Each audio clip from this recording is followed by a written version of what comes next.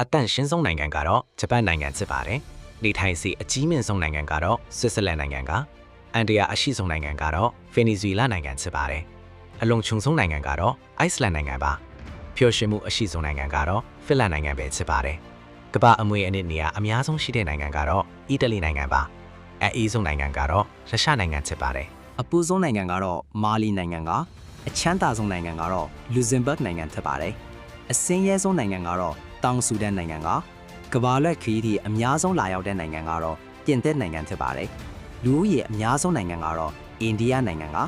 အသေးငယ်ဆုံးနိုင်ငံကတော့ဗာတီကန်စီးတီးဖြစ်ပါတယ်။ခေတ်အမီဆုံးနိုင်ငံကတော့တောင်ကိုရီးယားနိုင်ငံက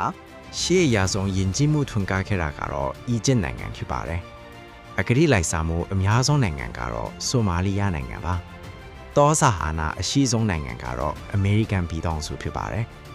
တစ်တော်အများဆုံးရှိတဲ့နိုင်ငံကတော့ဆူရီနာနိုင်ငံပါ။ကျွန်းအများဆုံးရှိတဲ့နိုင်ငံကတော့ဆွီဒင်နိုင်ငံဖြစ်ပါတယ်။ကမ်းခြေအများဆုံးရှိတဲ့နိုင်ငံကတော့ဩစတြေးလျနိုင်ငံပါ။စပိန်အထုံးအများဆုံးနိုင်ငံကတော့နယ်သာလန်နိုင်ငံဖြစ်ပါတယ်။ အိတ်ဆက်ချင်းအနည်းဆုံးနိုင်ငံကတော့စင်ကာပူနိုင်ငံပါ။ဘာသာစကားအစုံလင်ဆုံးနိုင်ငံကတော့ပါပူဝါနျူဂီနီနိုင်ငံဖြစ်ပါတယ်။ပွဲတော်အများဆုံးကျင်းပတဲ့နိုင်ငံကတော့စပိန်နိုင်ငံပဲဖြစ်ပါတယ်